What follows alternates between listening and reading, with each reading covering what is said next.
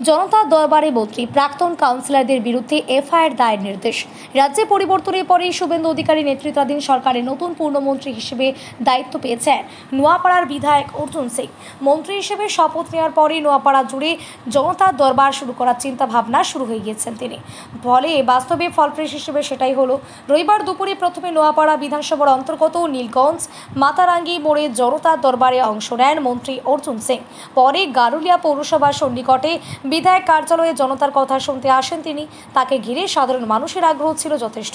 মন্ত্রীর সামনেই গারুলিয়ার মানুষেরা পূর্বতন সরকারের নানান দুর্নীতির কথা তুলে ধরেন, যারই রীতিমতো বেদায় ক্ষুব্ধ মন্ত্রী নিজেও।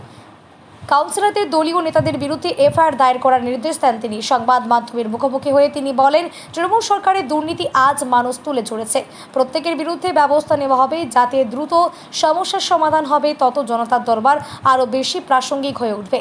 জনতার দরবার কর্মসূচিতে উপস্থিত হয়েছিলেন নোয়াপাড়ার প্রাক্তন বিধায়ক সুনীল সিং, পৌর পরিষদের সদস্য সমীরেন্দ্র কৃষ্ণ সাহা, মণ্ডল সভাপতি ধনঞ্জয় মালো সহ অন্যান্যরা। সমস্যার অভাব নেই, শুধু সমস্যা আছে। পৌরসভা কাউন্সিলর গৌতম দত্ত লোকের ঘর খালি করে পয়সা নিয়ে নিচ্ছে।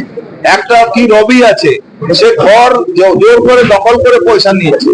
ওর ঘর ওকে দখল করাচ্ছে, ওর ঘর ওকে ভাই ভাই মধ্যে ঝগড়া লাগিয়ে দিচ্ছে। দুনিয়ার তোলাবাজি কেস সবটাই নোট ডাউন করা হচ্ছে। কিছু পৌরসভা গাফিলতি আছে, পয়সা নিয়ে কল দেওয়া হয়, অথচ কলের পয়সা নেওয়া হয় না, নিয়ম আছে। এইসব নিয়ে কমপ্লেন সব পেয়েছি আমরা। কালকে আমাদের যে এখানে কোর কমিটি করা হয়েছে, কালকে পৌরসভার সঙ্গে কথা বলবে। সুনীল সিং আছে, আমাদের ওই ধনঞ্জয় আছে, আরো 3 জন আছে, এরা কথা বলবে। কথা বলার পরে একটা মামলা, পৌরসভা মামলাটা সর্ট আউট করা হবে। আইনানুগ ব্যবস্থা নেওয়া হবে।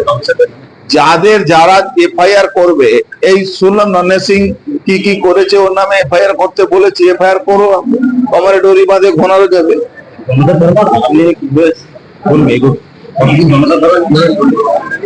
জনতা দরবার চলবে, আস্তে আস্তে সমস্যা কম হবে, ভিড়ও কম হয়ে যাবে।